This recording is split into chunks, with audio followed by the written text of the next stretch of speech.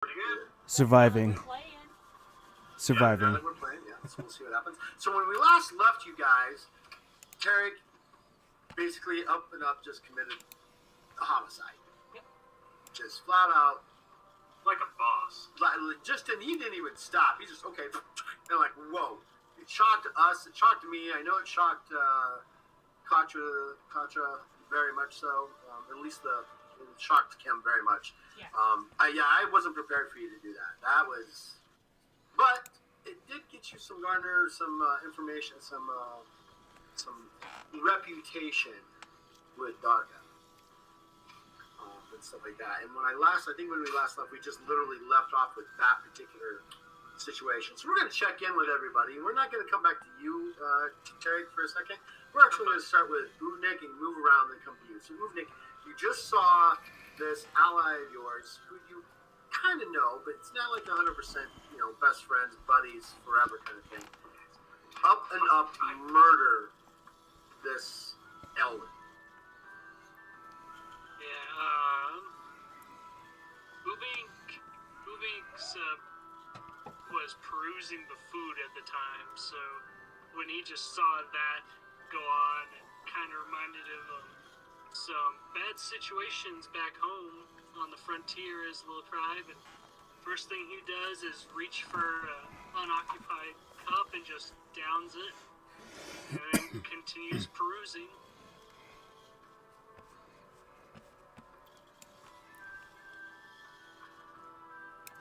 Alright, moving over. So you have no reaction to that other than just the fact that was uncomfortable and I just take a drink of whatever's around me? Yeah, Ubinks just very much a, whoa, okay. That was weird. Uncomfortable. Alright, we're moving over to, we're going to go to Yasha. Because I want Contra's emotional reaction to this later. So, Yasha. So Yasha sees this all happen and everything, and right in the middle when he's taking a drink of the wine that he had in his cup, he kind of like almost chokes on it, but he manages to swallow it back down. And then he kind of looks down at this food and stuff, and he's like just like looking like a beast, because he's like this. He's almost the smallest of the group, so he wants to make it look like he's intimidating somehow. And that guy's in there, because for what? Growls at the whole situation. Yeah, because he does not want to look like he's weak in front of these guys, and so he. Yeah, that's the man. Yeah, very much. I almost want you to call for a convince check on that one. Oh gosh. So yeah, let's do a convince check on that and see if you're actually that convincing. He's next. Oh no. I'm gonna call you out on your BS there, Yasha.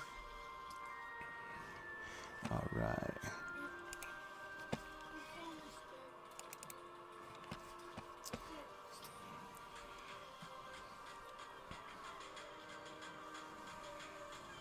Oh god. All right, I got 2 successes. Yeah, you're pretty it's not a deep growl, but it's definitely a. What is he doing? Is he purring? No. Right. And then finally, we're going to come to Contra before we move over to Tarek. And as this is as all this is kind of happening at the moment, Darga's eyes are quickly watching all of you individually, like moving from one face to another face to see your reactions. Contra. So, Contra has a glimpse of like surprise, and then immediately correct himself down to a scowl, just like, and crosses his arms and just kind of nods a bit. But he's got so many questions going through his head, and literally if he didn't realize he was being watched, he would be staring daggers at Tyreek right now. Okay, and then finally I guess there's no real reaction other than how do you handle the few moments right after the fact that you drew your dagger, each knife across this young Ellen's pristine porcelain soft throat. So Tyreek goes up and he performs this deed, and as he pulls the knife across, he lets the body fall to the floor, and as you kind of mentioned last session, we get kind of a vote of confidence and a bit of praise from that, and so Tarek just waits a moment and lets those words come and let essentially like it's us coming into the fold and we've now been accepted, and Tarek just kind of bows acceptingly, standing stoically, pretending like he's done this a million times, right? Like, this is just what we do. And so he wipes his blade off, puts it away, kind of bows a little bit, and then kind of just waits there for further instruction. Okay. So, as the body kind of falls to the ground, you kind of end up wiping your blade off. Darga looks at all of you, kind of gauges your reactions, and then he bellows into a boisterous laugh. That's the way we take care of action around here. And then his eyes suddenly shift to all the people behind him, and behind you guys that are kind of like his gallery of guests. And he eyes all of them like, that's how you do it. That's the way we take care of business. Very well done, Tarek. Very well done. And everybody else kind of just does this golf clap, like they don't know how to really respond. Some of them start jeering, like, yeah! And they're laughing, and they're just, did you see how easy that was?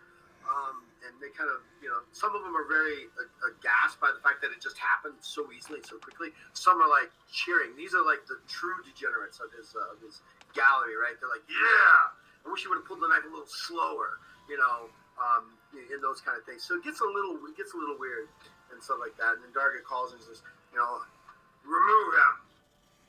And a couple of the Oku guards come out and they grab the poor body of Warwick, and they move off. And a couple other individuals who don't look like guards, and they don't look like they're a part of the entourage. They kind of look like not really well kept or taken care of house. I don't want to say slaves, but I want to say like housekeepers and stuff like that. They come out there with a bucket and some stuff, and they start scraping up the blood and cleaning up really, really quickly. And and once they're done like that, some of the guards kind of kick them out of the way, and they kind of scramble out of the way. And Darga then pounds again on his throne and goes, "Time to eat again." And suddenly the band kind of kicks up, playing some upbeat music and things like that. And again, a bunch of food comes hot, steamy food of various types comes rolling out. There's various creatures that you've never seen before, that they split open, and it's hot when it's stuff like that. People start just grabbing it, they're eating it. There's various fruits and some other stuff. There's definitely some more alcohol and stuff like that. And Dada kind of looks at you, Tarek, and goes, "That was well done, well performed. That was some of my commanders." And he kind of looks over at what you consider his commanders, and he just steely eyes them for a second. "Had the gall and the gumption that you just proved there. Well done." And he kind of, with two of his arms, just slaps you on the back kind of hard. And you're like, "Oh, well done, well done." Thank you.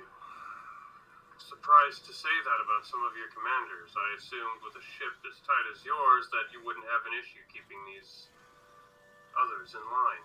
Oh, it's not a matter of keeping them in line. I've executed a half dozen of them. It's a matter of them actually doing what you just did without me commanding them to do so. They don't take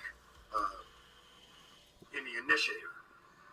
Then why are they even here? Maybe I should take one of their positions as commander. Well, that might be something we can talk about. And he kind of looks over at this one commander it's human.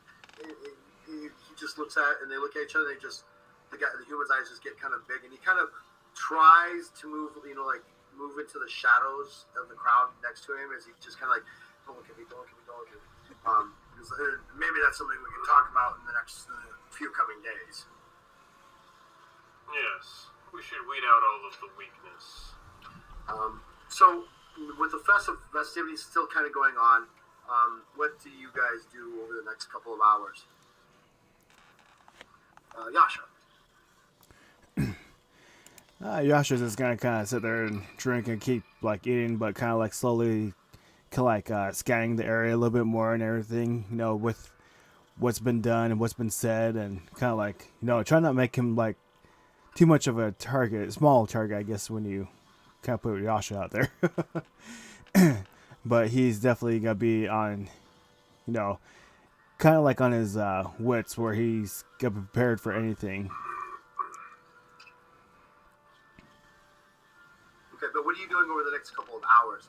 Because there's the festivities, and it's getting close to like the end of the night, end of the day, and rolling into the night. What are you doing besides making sure that you're not caught off guard? Oh, he's just gonna just kind of just party on with everyone, kind of like go into the crowd of everyone that's there and stuff, and kind of try to get some information. Like, does this happen like a lot where he's just kind of like just kill this person, or because he doesn't want you to be next.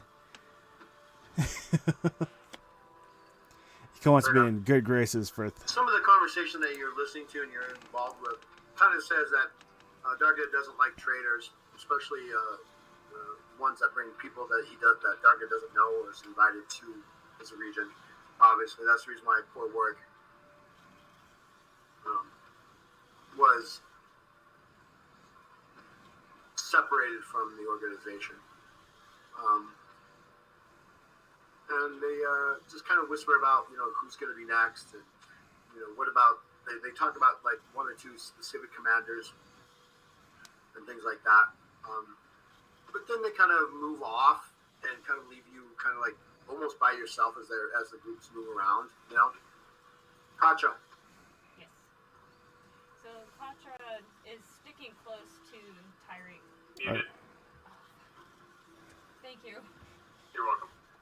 Katra is just kind of grabbing drinks and just kind of try to get a buzz to get that image out of his head, and is trying to just kind of keep a bit of a distance, but keep Tyreek in his sights, because he wants a damn talk with Tyreek.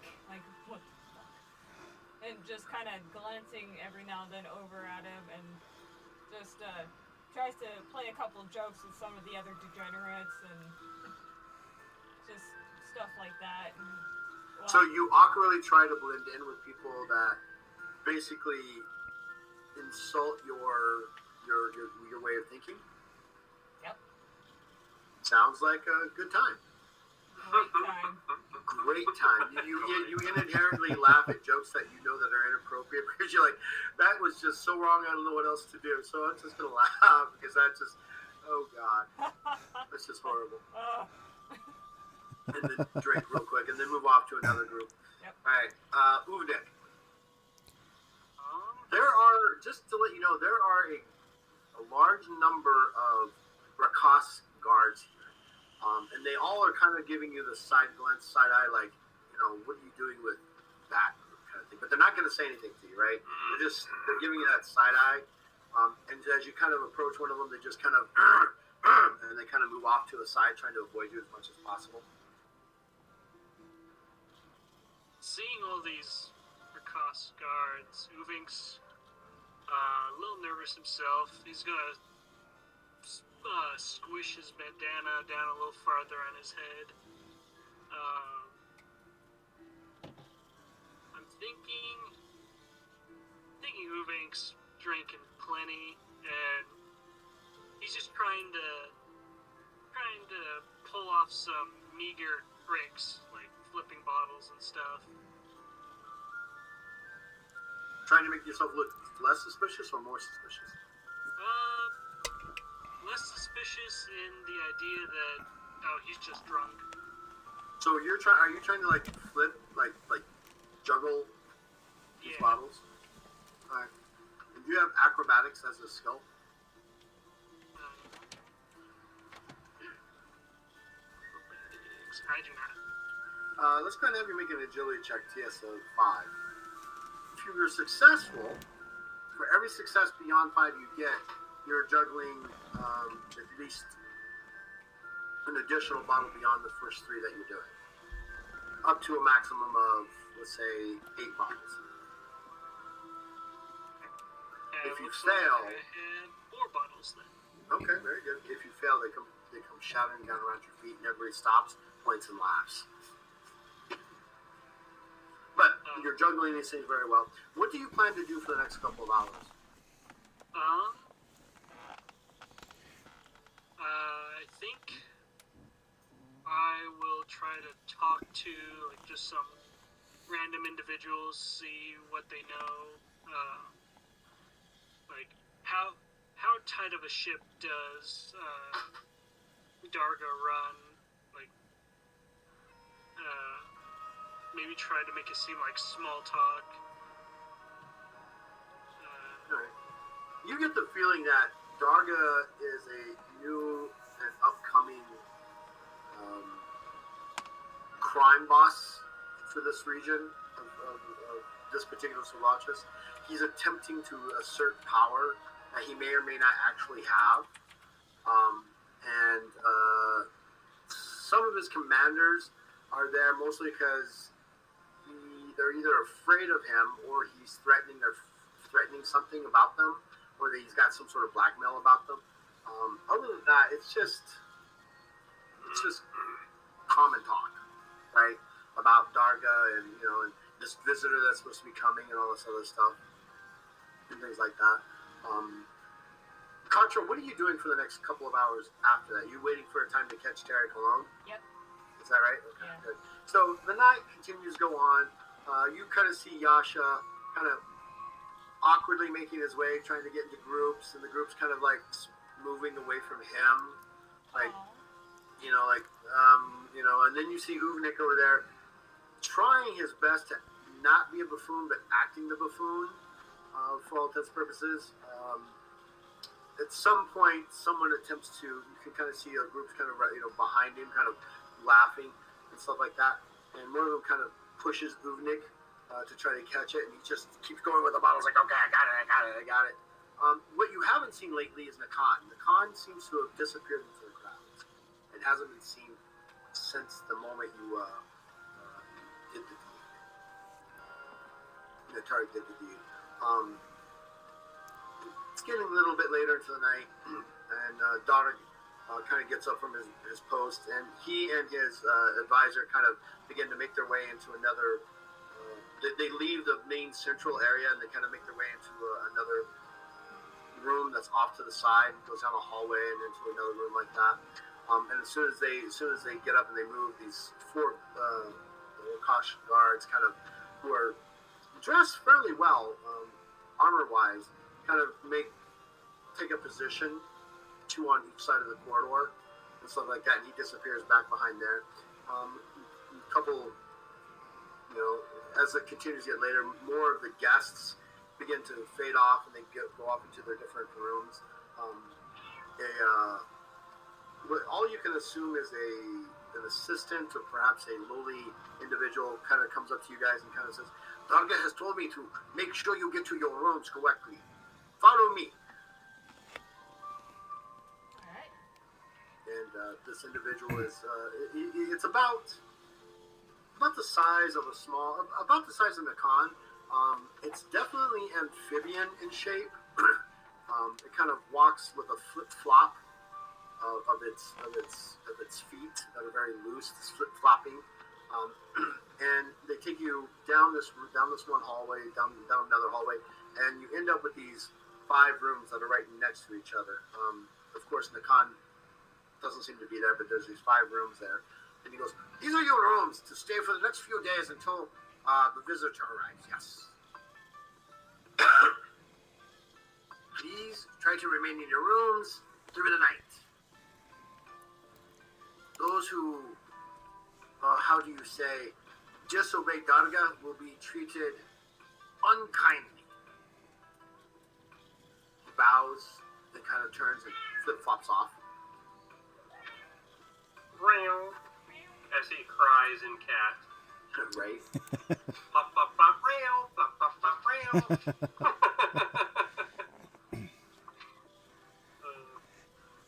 So you guys have this room. There are no guards that have been set it's just assumed that you will not attempt to do anything.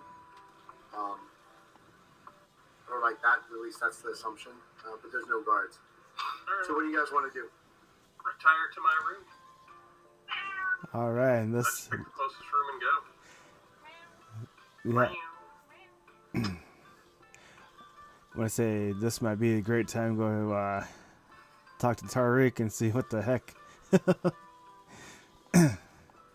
this. Yeah, Concha's already like peeking out the door and making sure no guards and already. Can you put him in the room, please? No, no, I won't.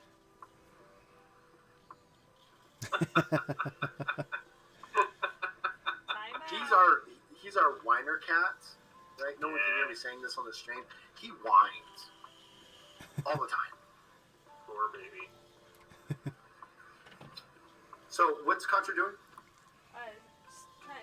Trying to get to Tyreek's room. I mean, you were given the opportunity to choose whatever room you want. So I mean, if you want to be right next to Tarek's room, you totally can. Yep, right next. Yeah, as Tarek, as you go into your rooms, Contra kind of gives you this side glance, like we're going to talk in a minute. Yuvnik, what are you doing? You just going into the room and hanging out? Yeah, I'm gonna bustle in behind Katra. Maybe a couple bottles in hand that I made off with, because I always have to have one. At least one. So you're going to go into the same room with Contra? No. So Contra goes into their room first, just so as the guy leaves, so they all kind of like everybody goes into their rooms. I assume, right? Is that what you were thinking, Contra? Yeah, we're going like make it look like we're going into our rooms. And then, Until he leaves. yeah. Okay. And then as soon as you see him kind of turn the corner, you turn and go right into Tarek's room. Yep. All right, Nick, you can do that as well. And Yasha, are you just gonna hang out in your room and not do anything? Just No. stare at the wall and twiddle your thumbs?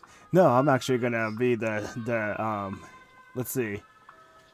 I'm actually gonna be kind of like the person that would stand kind of like in the door a little bit, but kind of keep like a lookout. Keep an eye on. So you all are going into Tarek's room. You're gonna kind of keep the door kind of slightly open and ajar so you can. Hey, shh, shh, shh, shh. Yeah. Is that what I'm hearing? Okay, very good. All right, well I'm gonna let you guys go for it. All right, guys, I got the door. Tarek's just sitting on his floor in meditation with his eyes closed. Ugh. Okay. Katra, trying not hard to stomp and just grab him and yank him up, looms over Tyrek and just like in a kind of like a hiss, whisper, like, what was that?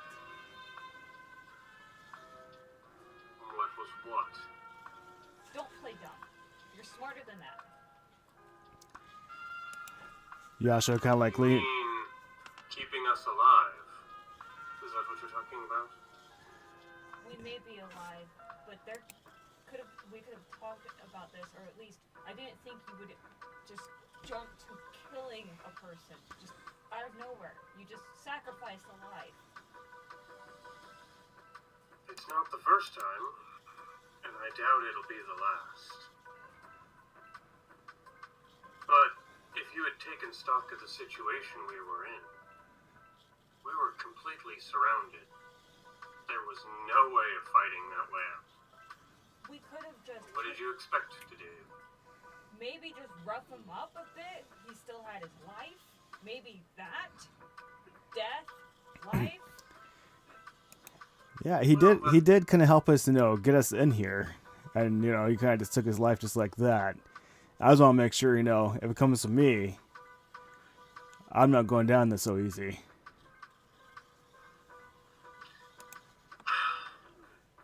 Look, I'm not saying that what I did was right.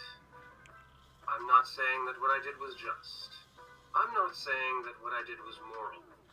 What I'm saying is what I did kept the five of us alive. We were given an order to kill that man, and I did not hesitate to do so. And I will regret it every day for the rest of my life. But if it came between that man, who I did not know, who was clearly a traitor, or all of your lives, I chose all of your lives. I hope you remember that. Okay, I'm sold. I like it. Ludwig's gonna clear his throat and just kind of sigh heavily into the bottle he has. Wasn't a great decision. Perhaps a prayer next time. If you expect me to be grateful, I have no gratitude right now. There could have been another way to possibly do this. Hold on, I had a line. My temper's getting a hold of me. Hold on. Schmidt. Okay. Center. Ugh, there is no center. Uving's gonna pass the bottle up to Katra. It was the best that he could do in this situation. Not killing him could have put us in a world of hurt. And ignoring that, they would have been suspicious of us the entire time. It wasn't his choice to make. And he just downs it. That man's So life, weakly, like, oh wait. that man's life wasn't any of our choices to take. We were given a choice to either take it or not take it. I could have said no, stood back, put us all in jeopardy, made us look suspicious, and potentially have compromised the mission. But again, even if I had chosen that outcome over the one that I decided to take in the moment, we were more at risk of being outright killed by those 50-some-odd men out there. Do you really think we could have taken them on? So what does it say about us that we just blindly follow one person's Nothing. orders? That's the beauty of it. It says nothing about any of you. It puts all of it on me. I take responsibility for the man's death. I look obedient, which makes us all look obedient, which takes suspicion off of all of us.